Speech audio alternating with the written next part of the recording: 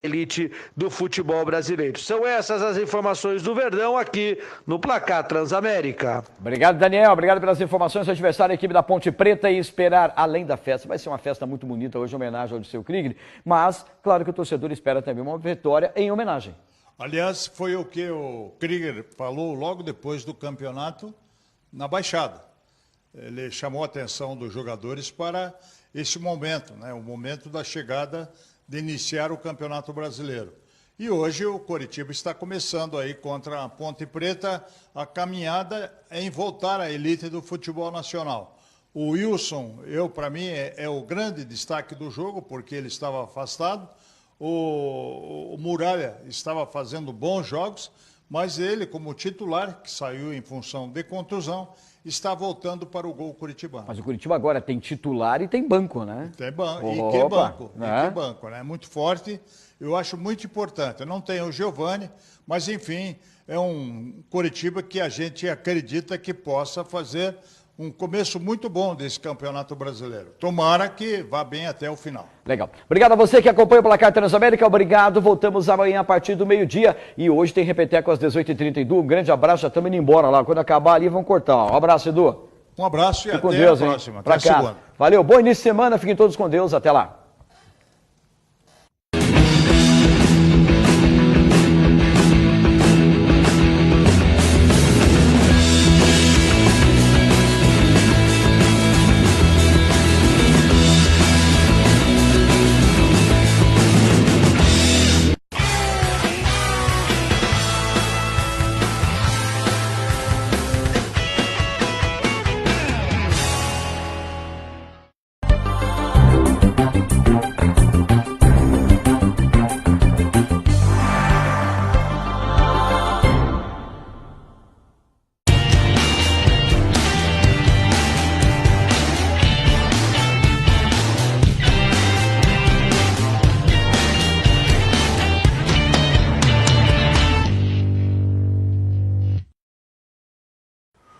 Olá, estamos ao vivo com mais um programa Verdade e Expressão, diretamente dos estúdios da TV Transamérica, canal 59.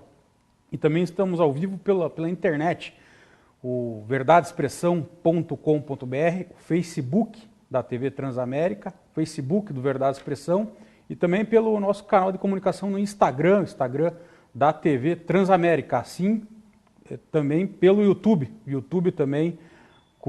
Estamos ao vivo também, multiplataformas aí de comunicação da TV Transamérica. Você pode participar conosco pela internet, no Facebook, na timeline, fazendo seu comentário, sua pergunta, ou então pelo WhatsApp, o 41 99613 3677.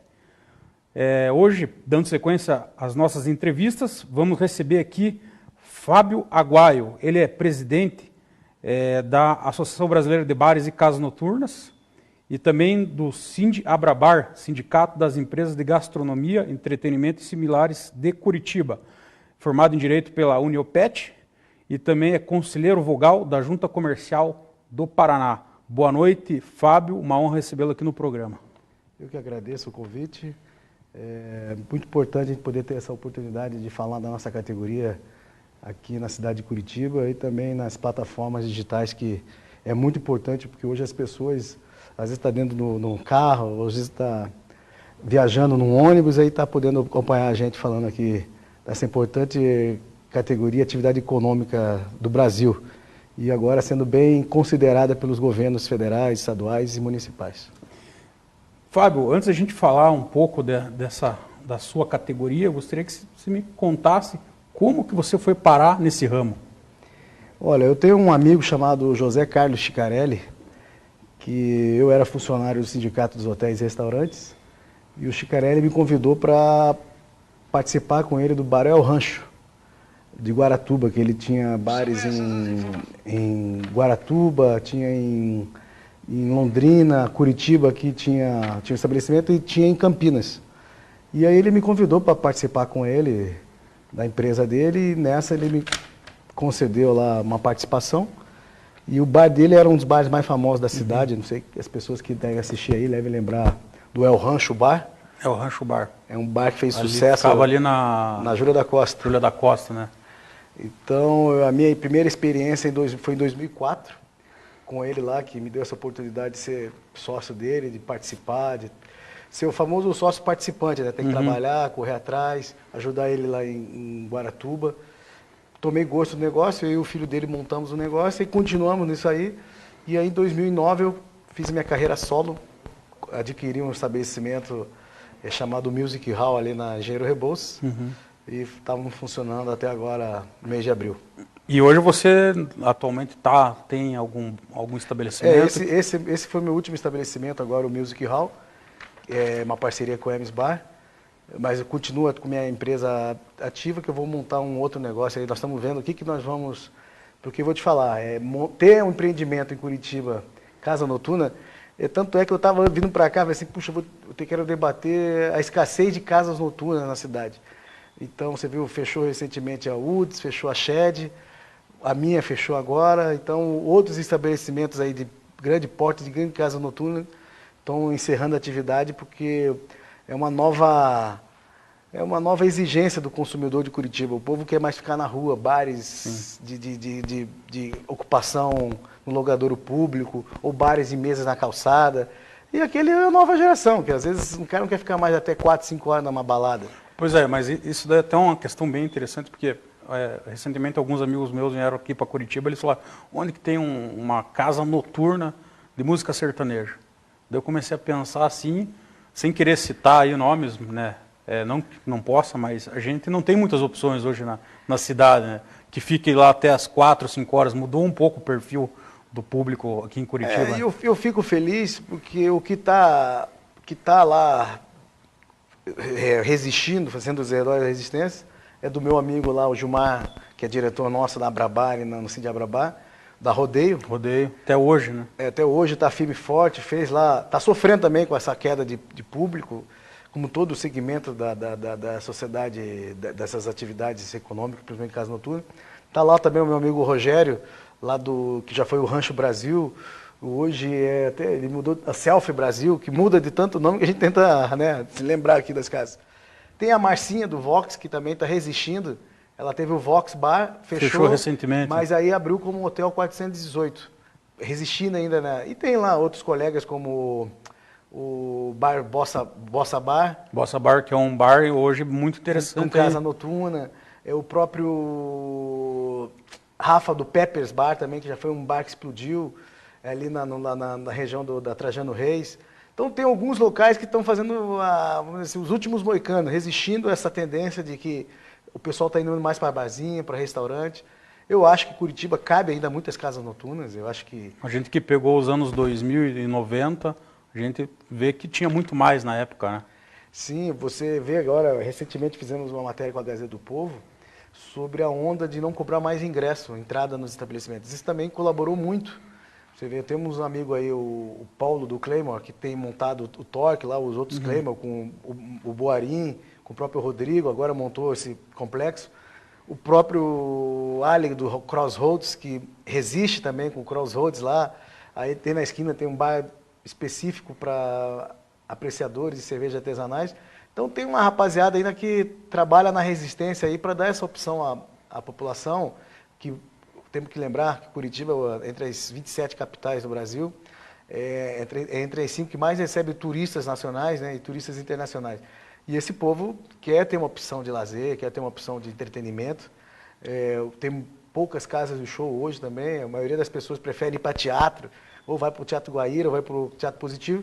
E aí tem o nosso amigo Neto da Live lá, que está também fazendo um último Herói da Resistência também, para tentar manter essa opção de shows com oportunidade de ter camarote, bebida alcoólica, shows, coisas mais intimistas, né? E essa nova tendência, você acha que se deve ao público mais jovem, que gosta de estar na rua, tal, mais em contato, assim? Você que é da área, assim, que pode falar com mais propriedade? Olha, Ou é questão econômica, de não querer pagar para entrar? É uma série de fatores que, é óbvio, uma das principais é o fator econômico, mas também com as tendências, né? Você vê uma nova geração aí, eu estava fazendo a somatória dessas novas tendências. Por exemplo, os jovens não querem mais saber de carro para dirigir. Caiu o número de emissão de carteiras de motorista. Então, essa turma vamos dizer assim, que é uma coisa mais descolada. Então você vê os bares alternativos que está crescendo na cidade de Curitiba de tal forma que nós temos que entender que isso veio para ficar. Então, alguns empresários aí que tentaram reativar sucessos antigamente, como foi o caso do Bar 1250, tentou reativar. Estúdio 1250, ele tentou reativar, sente a dificuldade. Porque a nova tendência dessa nova geração é diferente da minha, que eu sou da década de 70, nasci na década de 70. Sou um cara boêmio, me considero um cara boêmio, apesar de não poderia ser diferente também, apesar de estar um pouquinho fora do mercado, aí, mas ainda me considero um cara boêmio, mas vejo que muitas pessoas como eu, por exemplo, eu não posso mais brincar, agora eu tenho pressão alta, então tenho que cuidar da minha saúde, não posso ficar muito tempo na balada, bebendo. Então tem muitos colegas nossos também querem se preservar a saúde, mas também querem ter uma vida saudável, que dorme cedo para pegar uma bicicleta, participar de uma maratona, participar de uma bicicletada. Então a nossa geração, que era um pouquinho largadinha, que gostava da boemia, está indo para o lado fitness. Sim. E quem sofre com isso é o nosso segmento.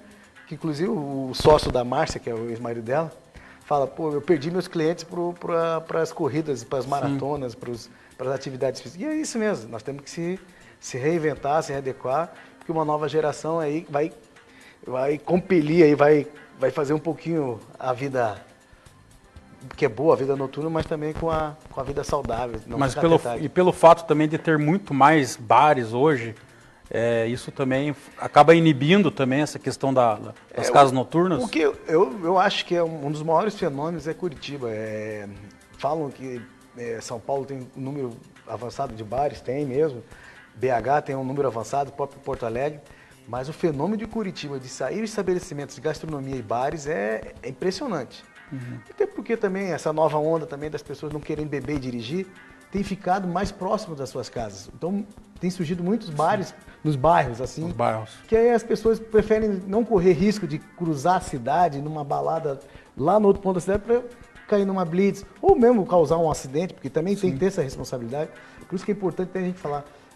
Às vezes o poder público, alguns agentes do poder público e algumas pessoas da mídia tem aquela mania de generalizar que todo mundo é responsável. Não, tem muita gente responsável que não quer cometer nenhum ilícito de beber e dirigir. Então prefere ficar na sua área.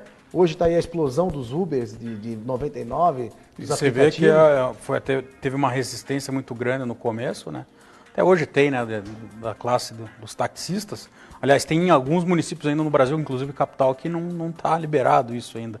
Mas é uma tendência que, não sei a sua opinião, mas não tem volta mais isso. Até pela quantidade de empregos que isso tem gerado, né? Quando esses dias, quando o Facebook lembra, você publicou há tantos anos, tal, veio uma publicação minha de 6 anos atrás, quando nós pedíamos transportes alternativos na cidade de Curitiba, porque até então, até 2012, nós tínhamos 2.300 placas de táxi.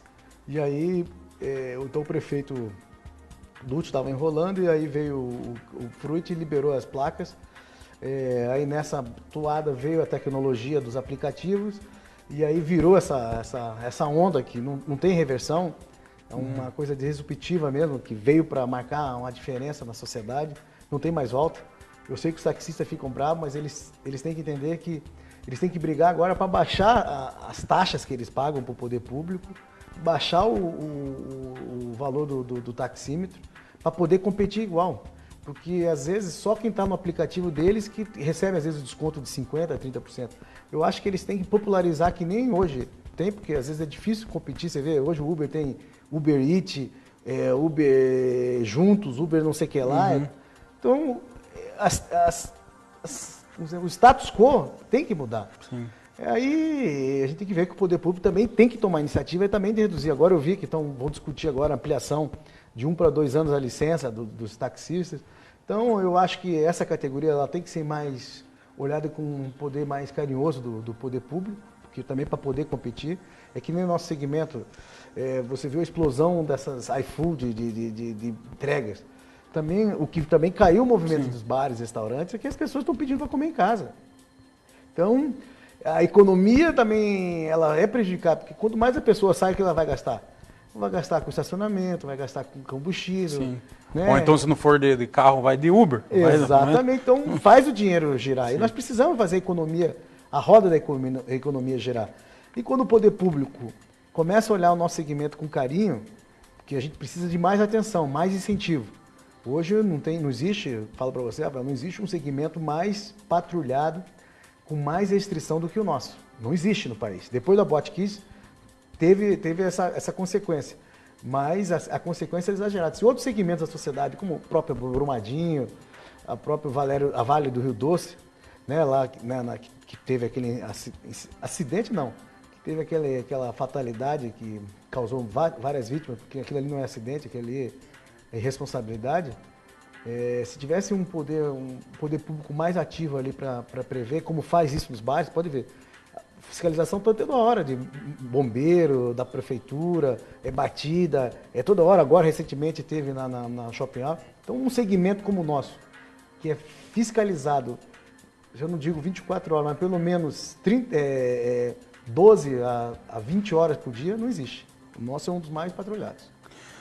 Uma questão que muitos falam é a questão das mesas nas ruas, nas calçadas aí, que agora virou uma tendência muito grande nos bares. Antes tinha uma restrição muito grande e ainda tem, dependendo da situação aí, né? Se a prefeitura não der alvará, dependendo da localização, dificulta. Mas queira ou não queira, hoje é um atrativo para os bares. Por exemplo, a gente teve um verão aí que foi um calor intenso, com dias muito bonitos, até agora, né? Até esses dias aí, um sol bem grande e é um atrativo. O que se pode falar disso, das inúmeras restrições que ainda temos quanto a isso? Eu sempre digo assim, em todas as nossas manifestações, que quando uma cidade como Curitiba, que tem as 4 estações no dia e o sol resolve aparecer mais, o estabelecimento que tem mesa e cadeira na calçada ou área interna para receber esse público, ele já sai com 60% do público aí garantido. Porque isso é um diferencial na cidade. Você vê vários estabelecimentos aí que estão abrindo na cidade e estão dando muito essa ênfase para os espaços abertos. Você vê a onda de polos gastronômicos que tem um espaço aberto e vários bares e restaurantes que tentam tirar a licença para usar a mesa e cadeira na calçada. Às vezes tem a implicação com a vizinhança, com a mobilidade urbana, né? De não atrapalhar a mobilidade das pessoas que têm, às vezes, uma dificuldade, principalmente os idosos, que às vezes andam lento, que não querem ter a obstrução da via, e entre outros cidadãos que também precisam de ter isso aí. Só que tudo tem um regramento. Não é chegar lá, vamos montar uma mesa e cadeira na calçada. Sim. Não, eu tenho que tirar lá um alvará de licença da prefeitura, paga uma taxa por isso. Tanto é que nós brigamos que isso seja mais regulamentado, até com o uso a área do recuo, com o uso da calçada. Você vê vários estabelecimentos aqui em Curitiba que fazem sucesso nacionalmente, quando chegam os turistas, eles querem ir nesses bares que tem esse espaço de mesa e cadeira na calçada, porque é contagiante. Parece que você não... Poxa, será que eu estou em Curitiba mesmo? Então, exemplo do Você está interagindo com o pessoal que passa na rua, né? É um meio psicológico. Exato. Isso. Você ficar dentro de um lugar fechado, às vezes até meio escuro, assim, não dá aquele mesmo ânimo. E você tá fora. A maioria de bares aí que tem mesa e cadeira, as pessoas ficam lá fora, lá dentro fica vazio. Ninguém quer ficar lá. Até em alguns casos até o músico tá fora junto lá também, né? Exatamente, que aí é um outro ponto que a cidade também tem que regulamentar urgentemente, a questão dos músicos. Mas a questão do mesa e cadeira na calçada, os bares que têm investido nisso têm ganhado uma clientela boa, diferenciada. Nós temos o exemplo aí do Ostra Bêbada, no centro da cidade, que é uma área que estava degradada ali ao lado da Americana. Sim. Montou mesa e cadeiras na calçada. Hoje é um dos pontes da cidade. Todo empresário do nosso setor, ou empreendedor, vai lá conhecer o case deles, o que está dando certo aquele local. Sempre está cheio ali, né? Sempre. Porque, olha, era um local que já foi de tudo e nunca deu certo. E aí os meninos com uma visão, eu acho que é uma visão assim, bem otimista, bem para frente, para cima, conseguiu contaminar os clientes, os turistas que vêm na cidade, e virou um ponte da cidade, todo mundo quer conhecer. Só que, às vezes, tem sofrido muito com o número alto que tem de pedintes, que é um dos problemas que tem na cidade. A cidade está muito cheia de pessoas em situação de rua. Alguns que usam desse subterfúgio para falar que é morador de rua, mas só para abordar e ver como é que está aquele ambiente para depois assaltar. E às vezes tem prejudicado a clientela de alguns estabelecimentos. Temos trabalhado junto com a prefeitura, tem um projeto no Centro Seguro da Polícia Militar, com uma associação de moradores do centro e do Conseg do centro, tem feito um trabalho muito bacana. Eu queria até agradecer eles, que começou pelo Capitão Goulart. É importante a gente sempre ressaltar essas pessoas que fazem esse trabalho, que não aparece na mídia, mas fazem um trabalho sério, bonito, que é o Centro Seguro. Então, tem iniciativas que são positivas, essa do uso de caldeira, que só convergindo em harmonia com a população que quer aproveitar isso, vai para frente. E em relação às câmeras em locais públicos, você falou aí do centro de Curitiba, qual que é a sua visão? Você acha que tem que aumentar? Aonde que deve ser colocado? Qual que é o seu pensamento sobre isso daí? Olha, nós temos brigado muito junto à Prefeitura, ao Governo do Estado, principalmente a Secretaria de Segurança Pública, porque eles têm os centros de monitoramento. Nós tivemos recentemente a Copa do Mundo e que não soube ser bem aproveitado aquele lindo painel que tem lá na CESP, que é o Centro Integrado de Vigilância lá. Eu tenho brigado desde que eu assumi a entidade para a gente integrar as imagens do estabelecimento junto com o poder público para ter, vamos dizer assim, simultaneamente um acompanhamento ou monitoramento. Mas, infelizmente, alguns empresários às vezes compram equipamentos que não têm boa resolução, que não bate com vamos dizer assim, com o monitoramento lá o equipamento da CESP. Então a gente tem pedido para os empresários comprar produtos que possam ser compatíveis com a CESP e até com a própria prefeitura, que agora acabou de aprovar a muralha digital, que está regulamentando a integração das câmeras dos estabelecimentos privados com os estabelecimentos públicos para poder ter essa integração melhor das imagens, ter uma melhor nitidez, porque se tiver uma melhor nitidez, consegue reconhecer e aí pode ser até aproveitado com reconhecimento facial para detectar possíveis pessoas que possam cometer um crime ou que são procuradas e ter cometido algum crime. E óbvio também, ter uma sensação que naquele local, que aquela pessoa que vai aprontar alguma, ela vai ser identificada na hora. Mas até o dono do estabelecimento fica mais seguro. Sim, porque aí ele pode comunicar os órgãos de segurança para tomar uma medida preventiva. O que nós temos que aprender, eu falei hoje no Jornal Meta e falei o seguinte, e tenho falado isso na minha posicionamento. Não adianta ter câmera de monitoramento se ela não tiver uma boa resolução. E também não adianta ter câmera de monitoramento se essa câmera de monitoramento não tiver uma pessoa para operar, para levar a informação. Porque só ter câmera de monitoramento para gravar, todo mundo pode ter. Só que tem que botar uma pessoa ali, capacitada, preparada, para encaminhar essa câmera, se foi detectado alguma coisa.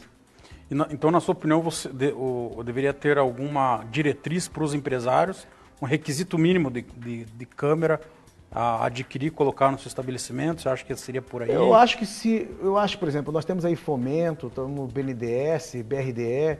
Se incentivar o empresário a trocar um subsídio para trocar a câmera, porque o próprio empresário vai ajudar o sistema de segurança pública, porque ele vai integrar, eles pedem, porque quando acontece algum fato, o exemplo está aí da Marielle, descobriram porque as câmeras das ruas integradas com as câmeras de estabelecimentos foram integradas e aí viram todo aquele trajeto. E foi assim uma vez que dois meninos foram assassinados na Avenida das Torres, na saída do antigo Rancho do Brasil, e nós demos a sugestão de ver o acompanhamento das câmeras até determinado lugar e lá descobriram qual era o carro, aí descobriram quem eram os matadores. Então, quando tem essa integração, trabalha a inteligência em conjunto, olha, muita coisa é dirimida, muita coisa é resolvida. Eu acho que nós, da sociedade civil organizada, nós temos que andar mais de mãos dadas com o poder público. Nós temos que ser parceiros. Algumas vezes, nós somos tão perseguidos que, às vezes, até desestimula o empresário continuar a querer ser parceiro. Mas eu tento convencê-los que é melhor tentar fazer a proatividade, mostrando que nós queremos estar junto com a sociedade civil, com o poder público, para evitar transtornos aí e ajudar a sociedade a resolver crimes, às vezes, sérios aí, que só com câmeras do estabelecimento privado consegue identificar. A gente já vai voltar a falar um pouco mais da situação econômica do empresário, mas antes eu queria que você explicasse quais as ações, a Abrabar, qual a atuação dela, qual o amparo que ela dá para os seus associados. E como que ela surgiu também? Nosso movimento surgiu quando começou no Brasil, aí, principalmente aqui no Paraná, São Paulo, lá em Osasco, Diadema, aquele movimento de fechar os estabelecimentos a partir de determinado horário. Nós conseguimos detectar que o problema, os fatos geradores não eram os clientes em si, nem os estabelecimentos. É tudo uma educação da sociedade, né? Você tem o exemplo aí da região metropolitana de Curitiba, que nós temos mais de 20 municípios. Vários têm essa lei de fechamento de bares, mas a violência não diminuiu nessas cidades. Pelo contrário, só transferiu as pessoas para Curitiba e vieram para cá tudo curtir sua vida, porque as pessoas têm o direito de curtir sua vida, está na Constituição, que todo mundo tem direito a lazer e entretenimento, no artigo 180, e as pessoas vieram. E nesse movimento de começar a fechar, restringir o horário de funcionamento, veio o movimento Abrabar, que também veio para mostrar as entidades que já estavam atendendo toda essa nossa categoria, que estavam insatisfeitos com o trabalho que estavam dando para a categoria. E fomos crescendo, tendo adesão de empresários, de microempresários, porque todo mundo sabe que às vezes sindicato é mal visto, associação é bem vista, mas nós tentamos demonstrar que proteger o pequeno empresário e o grande empresário com a mesma ênfase dá resultado. E nisso nós conseguimos cativar. Nosso primeiro presidente foi o Rogério Milani, lá do Rancho Brasil, depois foi o Marcos Vinix e eu estou como terceiro presidente da entidade. E depois da minha gestão nós conseguimos avançar mais essa participação do pequeno empresário, do grande empresário. Discutimos leis em todo o Paraná, todo o Brasil. Tentamos proteger o empresário de perseguições. Temos um corpo jurídico atuante com medidas preventivas, seja por mandado de segurança ou até a DINS, que nós conseguimos reverter muito. Então, nós somos atuantes juridicamente para proteger o empresário. E também atuante politicamente também para a gente ser ouvido, seja na instância do Poder Legislativo, do Judiciário e também do próprio Executivo. E ganhamos o respaldo da categoria, que é o mais importante. E a Sindiabrabar, que é o sindicato, é um pouco mais amplo, no caso. O Sindiabrabar, ele veio justamente para a gente fazer a parte mais de negociações salariais da categoria. Porque nós estávamos sentindo que os hoteleiros não estavam vendo a nossa realidade. Sim. Outras atividades não estavam vendo o que o empresário do setor de gastronomia sofria nas negociações, nas peculiaridades que nós temos do trabalho intermitente, do trabalho de taxa, que é muito comum na nossa categoria, o famoso 10%, que nós também estamos regulamentando, que quem pode cobrar e quem não pode cobrar 10%, porque as pessoas que às vezes estão nos assistindo acham que eu vou montar um bar, um café e vou cobrar 10%. Não é assim. Ele tem que seguir uns padrões. Você vai em um estabelecimento que você paga 10%, mas você tem que ir lá buscar um negócio, tal. Não tem garçom, daí o cara quer cobrar 10%. Não, isso não pode, isso também não pode. Então, o Sindiabrabar veio para regulamentar as nossas atividades laborais, as nossas atividades econômicas entre o empregador e o empregado, para ter uma relação justa. E temos conseguido. A nossa convenção coletiva é copiada em muitos lugares, porque nós enxugamos ela, botamos ela com eficiência para que o próprio empregado e o próprio empregador tenham segurança jurídica. Então, o papel do Sindiabrabar é mais para dar uma segurança jurídica nas negociações salariais e negociações coletivas patronal e empregados. E na sua visão, essa reforma trabalhista, a gente já teve, de um lado, o juiz que ajudou a elaborar o texto da reforma trabalhista, que foi o doutor Marlos Melec, que já veio aqui, do outro lado a gente já tivemos o desembargador federal, desembargador do trabalho, Cássio Colombo, que é contra a reforma trabalhista, falando dos aspectos negativos. Temos um pró e um contra. Agora você que está dentro aí, representando duas entidades, e qual que é a sua opinião sobre os reflexos dessa reforma trabalhista para essa atividade? Eu acho que a reforma trabalhista ela tem que ser mais aprofundada. Ela veio com algumas mudanças que foram, para alguns setores da economia, foram drásticas, porque nós estamos vivendo um status quo desde 1943. Toda mudança, nós temos uma CLT desde 1943, demorou quantos anos para mudar uma relação de trabalho, mas aí está provado que não mudou muita coisa, porque não existe segurança jurídica para o investidor no Brasil. O desemprego, os índices de desemprego, pelo contrário, aumentou o desemprego. Então, exatamente. Quem esperava com a reforma trabalhista, veja bem, já estamos falando em quase 2 anos de reforma trabalhista. Quem esperava que com a reforma trabalhista fosse diminuir o desemprego, até agora, pelo menos, o impacto é o contrário. Você viu agora. A única coisa que mudou, você que é formado em Direito, sou advogado, foi que diminuiu as ações trabalhistas. Né? Pelo menos são os índices que nós temos até agora. Né? Em cerca de 30%, as demandas trabalhistas diminuíram. Olha, eu falo para você com quem está vivendo o dia a dia. A reforma trabalhista, ela foi positiva para dar esse impacto na população que precisava mudar alguma coisa. Precisava. Não podia estar mais como estava. Só que as prefeituras, os governos estaduais e federais, alguns deles têm que ter a mesma mentalidade do João Dória.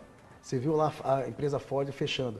O cara foi macho para segurar o investimento daquela empresa. Conseguiu achar uma outra empresa. Então, às vezes, o gestor público, o governante, ele tem que ser macho, puxar para ele a responsabilidade. Às vezes, aqui em Curitiba, às vezes, para abrir um negócio, o poder público ele atrapalha a vida do empresário. Ele não consegue abrir uma empresa para gerar um CNPJ para depois contratar as pessoas. E aí fica várias pessoas na clandestinidade, sem registro em carteira, porque não conseguiu abrir sua empresa de forma legal. E aí vai continuar a estatística de gente desempregada, que uma pessoa não consegue trabalhar direitinho, dentro da legalidade, porque ela não conseguiu tirar o seu CNPJ, não conseguiu tirar um alvará de funcionamento. E qual a legalidade, qual é a segurança jurídica do cara investir naquele negócio? O cara vai continuar, olha, opa, vamos trabalhar sem carteira por um momento, vamos ver o que vai dar. E aí ninguém ganha com isso. E nós temos que trabalhar também que as pessoas que têm uma boa remuneração, que estão sendo as maiores demitidas no Brasil, retomem a vida formal. Vou te dar um exemplo aí pequeno. Hoje o setor que está mais gerando emprego somos nós de serviço, que infelizmente são os baixos salários. Isso não vai cobrir esse rombo na economia, esse rombo de desemprego. Tem que ter gente remunerada, boa remunerada, para fazer o dinheiro circular na economia.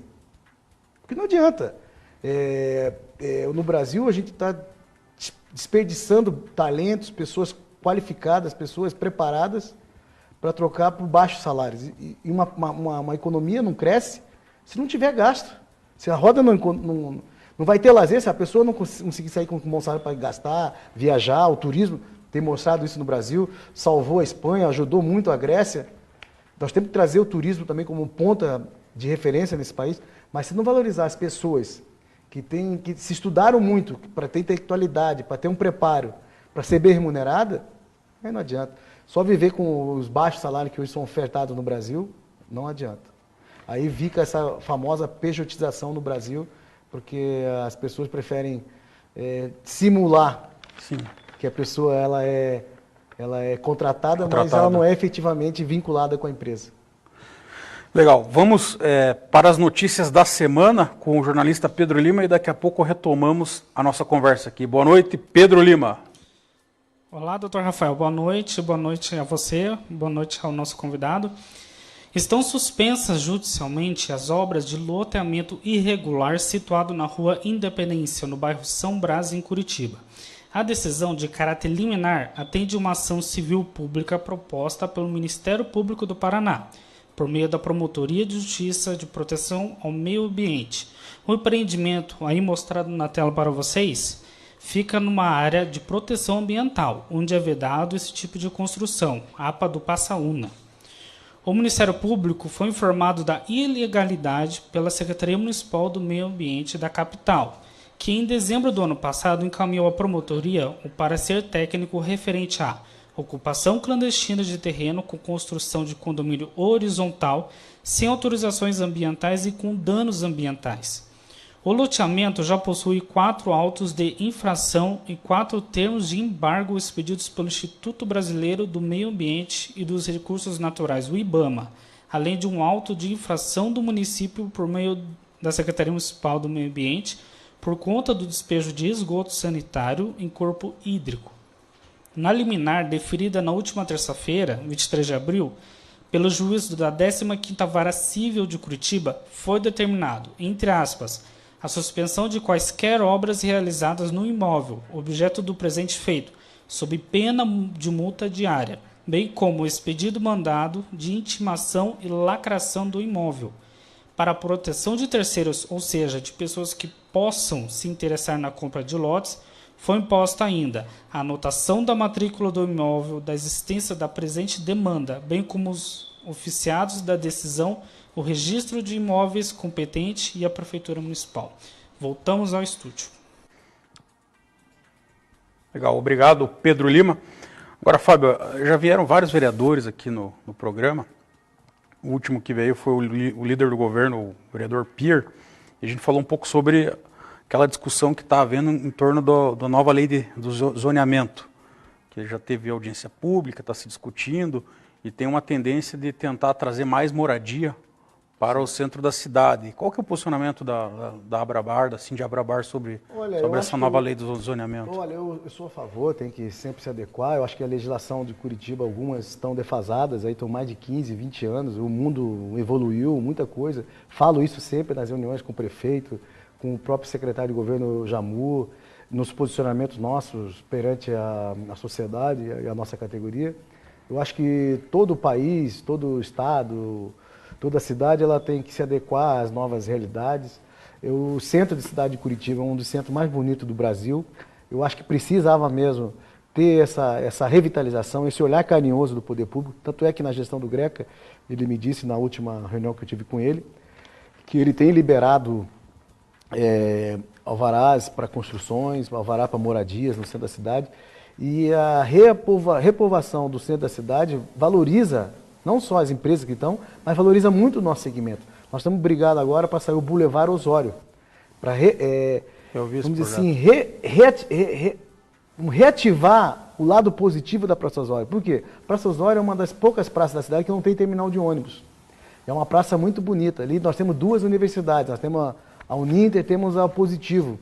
Temos várias empresas importantes ali naquela região que mexe com o PIB da cidade de Curitiba. Então, você vê uma Comendador Araújo, uma rua linda, que é uma das ruas mais bonitas do Brasil, seguramente. O modelo, tanto é que ela é tombada. Sim. E quem tombou ela foi o prefeito Rafael Greca. Então, foi ali que saiu a primeira calçada com uso de mesas e cadeiras. Tanto é que ali não pode modificar nada, porque aquela rua é tombada. Então, para você ter uma ideia, tem até uma zeladoria pública que aconteceu alguma coisinha lá, eles vão lá e arrumam.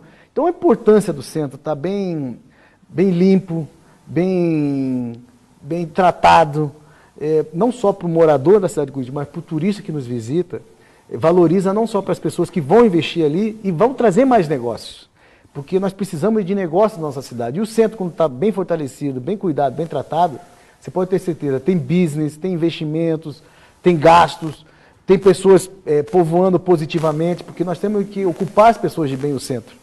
Porque, infelizmente, hoje o centro está ocupado por pessoas em situação de rua, que, como eu disse mais uma vez, usam o subterfúgio de pessoas em situação de rua para roubar, para assaltar, para traficar, para matar.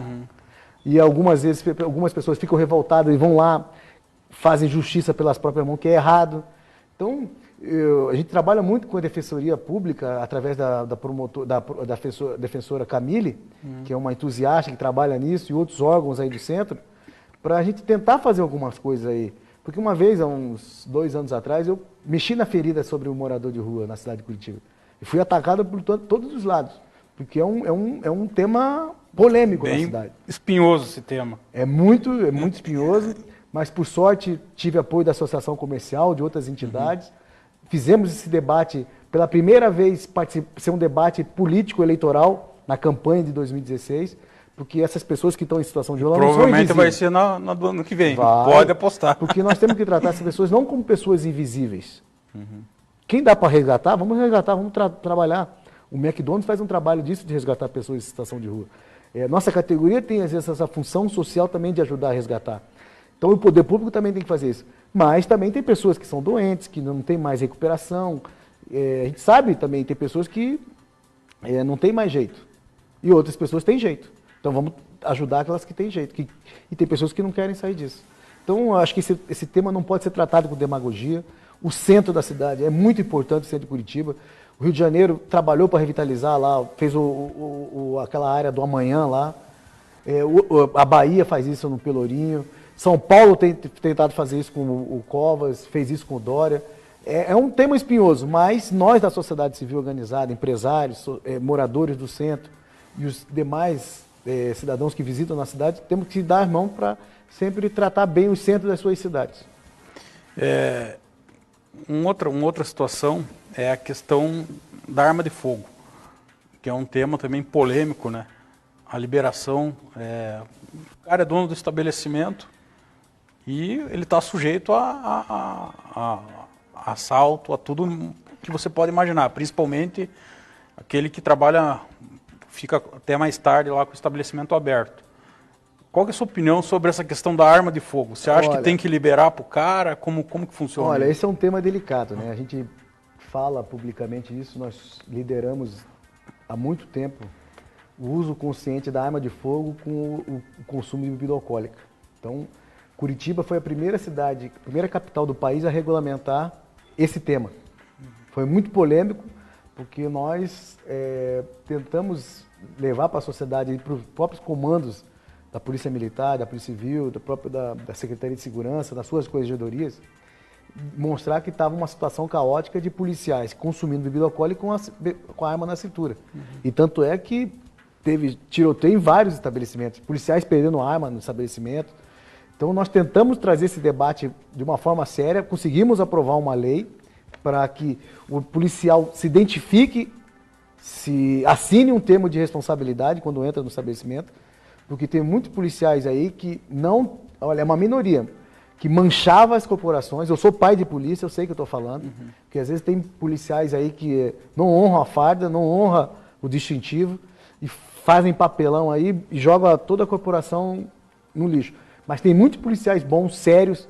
Nós temos aí o delegado do COP, o Rodrigo Brown, que é um excelente comandante da sua tropa, dos seus policiais. O próprio comandante Péricles, agora da Polícia Militar. Tenho falado com o comandante, o general Carbonel. Nós temos que trazer mais esse debate, porque isso aí, infelizmente, ontem agora, lá em Foz do Iguaçu, um cidadão não queria pagar o ingresso, foi em casa, pegou a arma e matou 3 seguranças em Foz do Iguaçu, num baile, numa balada. Então, o uso consciente da arma de fogo é para quem está preparado. Tanto é que tem que fazer 1000 testes aí, Sim. Tem que ter como teste da cabeça aí, você vê, nos Estados Unidos também estão trabalhando isso. Só que às vezes tem pessoas que são malucas e tem o porte de arma, e vai fazer o quê? Sim. É pior, né? Aí é pior. Mas eu sou a favor do porte de arma. O policial é 24 horas policial. O cidadão de bem.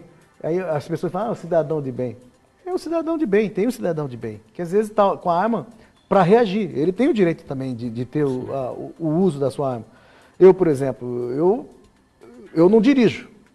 Eu acho que também não teria condições de ter arma, porque às vezes a gente tem uma personalidade que é bom não dirigir, é bom não ter arma, sabe? Até por precaução. Porque eu acho que eu não consigo dirigir, eu tenho um probleminha assim que me dá nervosismo. Então, quando a gente reconhece que não consegue dirigir, é melhor nem passar perto do carro, né? E eu acho que essa pessoa... E no caso do bar, a questão do álcool também, isso é uma coisa que potencializa a violência. Isso é uma questão, aí que está a minha consciência. Então, eu sempre tive essa consciência.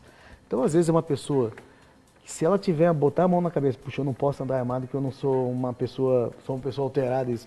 Que às vezes, se ela tiver essa consciência, porque é consciência de cada um. Por isso que cada um tem seu DNA, cada um tem sua consciência. Então, a minha consciência eu não consigo dirigir porque eu tenho nervosismo, tenho aquele negócio, já fiz trabalho psicológico. E tem pessoas, às vezes, que tem uma arma e não bota a mão na consciência, né, sabe? Então, é de cada um. É um tema muito delicado, sabe? Que a sociedade tá brigando, você vê nos Estados Unidos aí, o próprio Trump incentiva isso, eles acham melhor armar os professores. Aqui no nosso país está esse debate também com o recente caso da escola lá em Suzano, né? Então, vem esses debates aí, e já em bar, você sabe, né? Bebida e volante não combina, muito mais bebida e com arma, né? Então, o cidadão tem que ter consciência. Tem muitos policiais que mesmo ele tendo direito de estar 24 horas, eles deixam a arma em casa, arma no carro, arma num cofre, ele pede para guardar. Então, é consciência de cada um. Em relação a uma outra questão que a gente vê hoje, vários bares sendo fechados. A gente teve várias operações aí, principalmente nessa gestão aí do Rafael Greca. Já no começo da gestão dele, tiveram aquelas operações lá, envolvendo vários órgãos lá, a Guarda Municipal, a Secretaria, Polícia Militar fechando estabelecimentos. E na Vicente Machado mesmo também tivemos várias operações fechando bares ali, embargando e tal. E a gente às vezes vê que o dono do bar, o empresário, é pego de calça curta, despreparado. Qual que é o posicionamento? O que você pensa disso daí? Olha, no começo da gestão do Greca, nós sentimos que foi uma perseguição. Foi um estágio pirotécnico. Tanto é que eu falei isso publicamente e reforcei isso na época. Eu acho que estavam exagerando, né? Nós tínhamos a Boate Kiss aí, que todos nós, nosso segmento, estava ganhando reconhecimento do próprio bombeiros. Nem o bombeiro, eu falo sempre aqui para o cidadão que está nos assistindo, a coisa mais importante de qualquer segmento, seja da nossa atividade, seja de posto de combustível, seja de farmácia, seja de supermercado, é o alvará do bombeiro. É esse que salva vidas, é esse que previne. Os demais são só para arrecadar taxas. É curto e grosso nessa questão. O do meio ambiente, para não ter barulho, legal, tem que ter a medição, se não está abusando do som, também acho importante. Mas esse não salva vidas. Esse, pelo contrário, dá muitos transtornos, porque a gente sabe que às vezes o bar não é o fato gerador, é alguém que está na rua com som alto, por isso não vai lá encher o saco daquela pessoa, ela não vai abordar ela, vai lá no bar. Outro que é um alvará que é importante, mas também que não tem a mesma importância do bombeiro, é a questão da vigilância sanitária, porque é questão de saúde pública, para não ter uma intoxicação. Então, tem coisas que algumas cidades, como Belo Horizonte, que autoriza o funcionamento de um estabelecimento para depois ele ir tirando os alvarás. Só que aqui não, aqui é o contrário, aqui tem que ir tirando as coisas para depois chegar no alvará de funcionamento. E aí, todo um processo, às vezes, por falta de contingente, seja na Secretaria de Urbanismo ou na Secretaria, porque a gente sabe que às vezes na Secretaria de Vigilância Sanitária só tem uma pessoa funcionando para atender toda a cidade, porque tem um com licença médica, outro com licença não sei o que lá, outro com licença... E aí não vence os prazos. Todo mundo vai vencendo, não tem sincronia de prazo. E o comerciante lá, o dono do bar, do restaurante que precisa do alvará para funcionar, tem a conta dele para pagar no final do mês, acaba desistindo. E o prefeito sabe disso, a Secretaria de Governo sabe, o urbanismo sabe. Hoje o grande conflito entre o empresariado local, o do pequeno, do médio, do grande, é a questão de alvará de funcionamento. Isso aí é complicado. A gente vê aí que a prefeitura fez aí não sei se fez uma movimentação aí para ver todas as licenças. Tem imóveis que são da década de 30, 40, que não conseguem se adequar agora, e o alvará é atrelado àquilo, e o cara tem que entrar com um mandado de segurança para liberar o alvará de funcionamento. Então, são coisinhas assim que complica a vida do empresário, do empreendedor, que quer trabalhar, que está tentando gerar emprego, está tentando pagar os tributos, está tentando viver, porque ser empresário no país é viver duas vezes, porque ele vive por ele e vive pelas pessoas que dependem dele. Às vezes são os funcionários e a própria família. Então, se o poder público tiver agora um pouquinho de bom senso, como agora o Bolsonaro baixou uma que algumas atividades não vão precisar mais nem ter alvará, que eu vi agora uma MP, trabalhar isso, algumas atividades não põem em risco a sociedade. Então, pode liberar um alvará para trabalhar, ou o alvará provisório, o nome que eles quiserem denominar. Mas incentivar o empresário a trabalhar, a dar essa licença para depois, vamos lá fazer uma visita surpresa se ele não está cumprindo. Se ele não cumpriu nada, aí fecha mesmo o estabelecimento, entendeu? Se ele não está correspondendo com a prevenção, com a segurança, fecha o estabelecimento. Mas se o cara está tentando andar dentro da linha, dá uma chance para esse cara. E às vezes até uma questão de orientação, educação para o próprio empresário, que às vezes tem muito empresário dono de bar que não está ligado toda essa burocracia aí. Sim, você que é do ramo, você sabe disso. Mas aí ele tem que ter um bom escritório de contabilidade, Sim. Ele tem que ter... isso não é gasto, isso é investimento. Ter um bom escritório de contabilidade, ter um bom jurídico, é investimento. Ele tem que trabalhar sempre com o preventivo. O proativo, o cara tem que ser proativo. O mundo está ensinando isso para o empresário, que quanto mais ele antecipa situações, menos prejuízo ou menos desgaste ele vai ter lá para frente.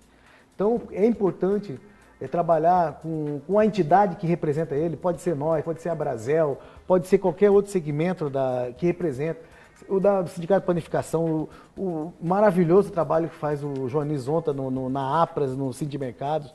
Então tem lideranças que às vezes querem ajudar a categoria, só que a categoria tem que se ajudar. Você tem que apoiar os seus líderes.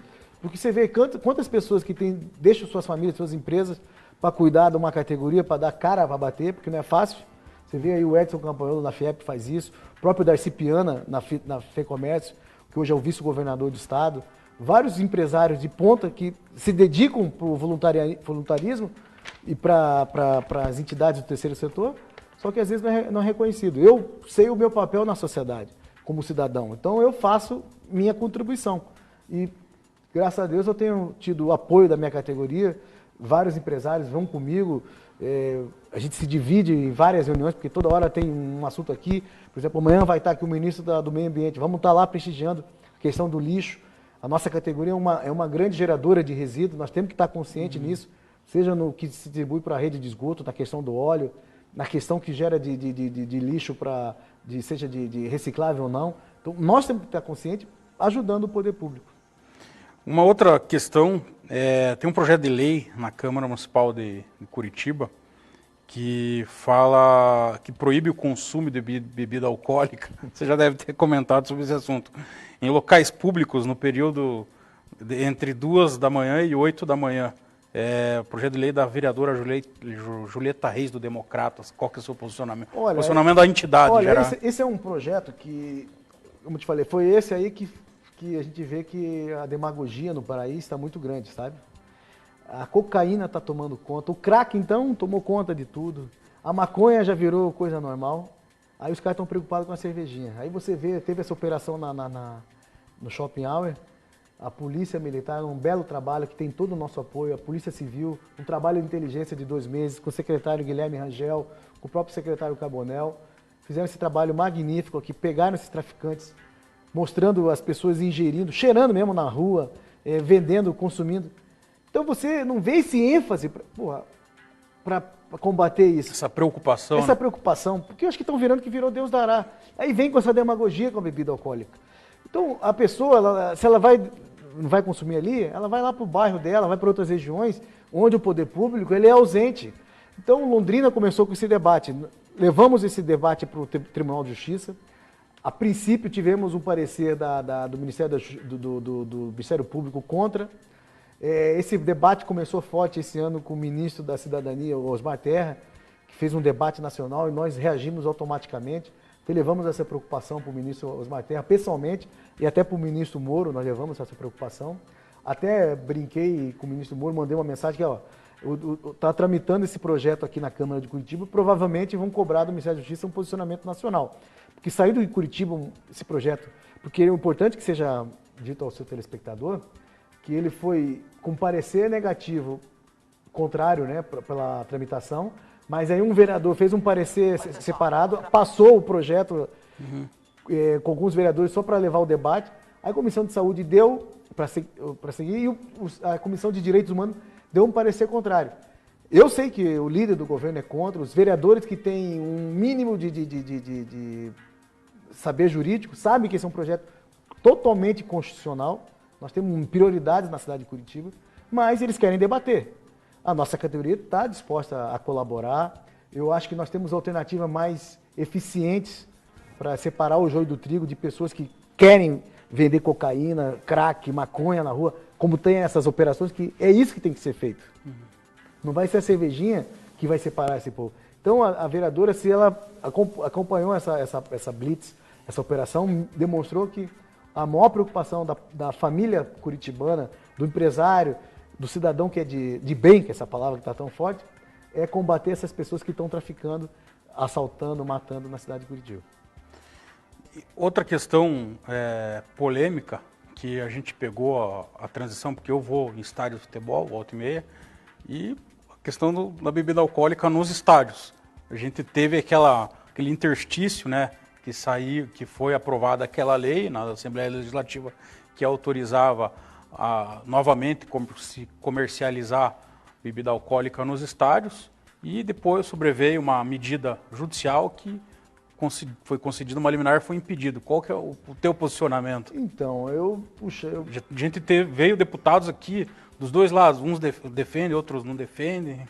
Então, é aí que é a demagogia, né? Agora um deputado, o missionário Arruda, apresentou um projeto proibindo de beber. Inclusive ele foi um dos que veio aqui diz que é totalmente contra Mas essas... é demagogia, não conhece. É que nem aquela história, eu falar para ninguém dar o dízimo, porque o dízimo vai ser mal empregado. Eu queria me meter na coisa dele, entendeu? Agora, o próprio o secretário da Receita Estadual, Federal, falou que ia tributar o dízimo. Já foi uma chiadeira. Então, se eu falar mal de algumas coisas, que eu tenho direito como cidadão, liberdade de cidadão, eu acho que eu prefiro ajudar uma obra, ajudar alguma coisa dando um dinheiro para aquela obra, que às vezes para certos pastores, certos religiosos aí que não aplicam corretamente o dinheiro aí.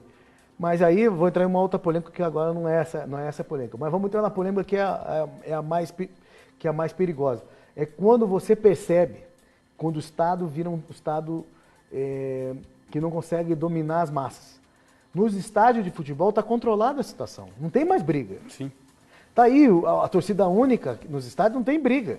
Lá fora, o pau tá comendo, todo mundo se matando. As ocorrências são fora, independente se tem bebida ou não, as ocorrências existem. É outra coisa. Então, a demagogia, a hipocrisia de certas autoridades, de certas pessoas, ela irrita tanto o cidadão que está ali trabalhando, sabe da realidade, vê que pessoas estão ganhando dinheiro com a clandestinidade, que não geram nenhum tributo para o erário, que não geram nenhum emprego para a sociedade. O nosso setor dentro dos estádios, quando estava momentaneamente liberado, nós geramos 600 empregos. Porque as pessoas consumiam e não dá tempo de encher cara dentro do estádio. E o preço da bebida no estádio é tão caro. Então, as pessoas vêm com essa demagogia. Eu sou a favor. No Rio de Janeiro está liberado, Minas Gerais está liberado, São Paulo vai liberar, o Rio Grande do Sul está liberado. O que tem que combater são as pessoas que não querem nada com a sociedade, é punir. Tem tanta arruaça, e as pessoas não são punidas.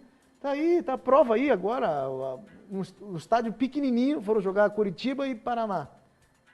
Os caras se mataram nos terminais. Torcida única. E, aí vem com essa demagogia em cima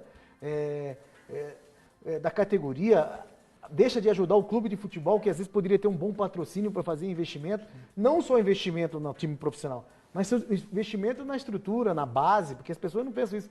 Quantos clubes esses clubes ajudam a tirar crianças carentes, ajudar? Então só acham que é tudo profissional, é só o lucro, só isso, não. Ninguém faz nada sem dinheiro. E dinheiro é para o quê? Para investir de forma correta. Eu acho que se o clube investir de forma correta, o estabelecimento gerando emprego, ajuda a sociedade. Outro tema, para a gente encerrar, legalização de jogo. Qual é a sua opinião? Sou totalmente favorável. Hoje, mandei um recado para o senador Ciro Nogueira, que é autor do projeto. Ele falou recentemente, quer botar em pauta, o governador Ratinho também quer isso aqui no Paraná, o governador Dória quer isso em São Paulo, o Whitson quer isso no Rio de Janeiro, e o presidente Bolsonaro também quer. Por mais que ele seja um amigo da bancada evangélica, é um amigo das correntes das igrejas, mas ele também sabe que o jogo traz dinheiro, traz recurso, traz emprego. É essa demagogia que nós temos que acabar no país. Eu acho que todo mundo pode conviver harmoniosamente. Quem é a favor do jogo, quem é a favor das igrejas, quem é, como eu, a favor dos estabelecimentos de gastronomia e entretenimento. O país é um país que acolhe todo mundo. Nenhuma classe tem que ser privilegiada, nenhuma classe tem que ter restrição. Acho que todo mundo pode gerar riqueza para esse país. É óbvio, tendo leis respeitadas, combatendo, não deixando as pessoas se viciarem no jogo, tem que ter a proteção. O Estado, nessas horas, se vê, a família tem que ter alguma proteção para não botar o patrimônio em risco. É óbvio. Resguardando algumas situações, eu acho que todo mundo tem espaço na sociedade. Só é acabar com a demagogia. Fábio, eu agradeço a sua entrevista aí. Vamos ver se a gente marca outras oportunidades aí para discutir os temas que vão surgindo aí no decorrer aí. E o espaço aqui do programa Verdade e Expressão da TV Transamérica está aberto para você. Rafael, e para a Abrabar e para o Sting Abrabar. Olha, eu quero te agradecer. O nome do programa ele é digno do que o cidadão que está aqui conversando com você consegue expressar. Eu falei a verdade e me expressei. Então é verdade e expressão. Então quando a gente tem essa oportunidade de levar ao pé da letra o nome do seu programa, dá vontade de sempre participar de programas assim, porque aí a gente demonstra que a sociedade tem voz. E a nossa categoria, através da minha pessoa, tem conseguido isso com programas como o seu, e entre outros programas da mídia, seja televisiva, impressa, até da internet. a gente mostrar a importância do nosso segmento e o quanto nós geramos de emprego para a sociedade curitibana, paranaense e brasileira. Que bom que o poder público agora está reconhecendo através do Bolsonaro e do governador Ratinho. Legal, obrigado. E obrigado a você que nos acompanhou até agora. Lembrando que esse programa é toda segunda-feira às 19h30 com o seu reprise, sexta-feira às 8 horas. Grande semana e até lá.